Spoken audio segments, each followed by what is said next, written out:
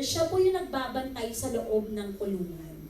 Sabi po dyan, nakita niya na lahat ng mga pintuan ay bukas. Natanggal yung lock. Assuming that all the prisoners had escaped. Dinataranta siya. Alam niya na matindi yung kapurusahan kapag nakita na bukas yun. Akala niya, yung mga taong nasa kulungan ay nakalabas. Yun yung pong sabi rin ni ate. Kahit naman ako, di ba?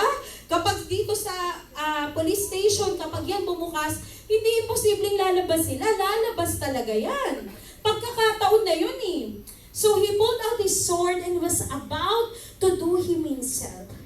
Figuring he was as good as dead anyway. When Paul stopped him, don't do that. We're all still here and nobody's run away. So sa question ko kanina kung lumabas sila, mga kapatid, hindi sila lumabas.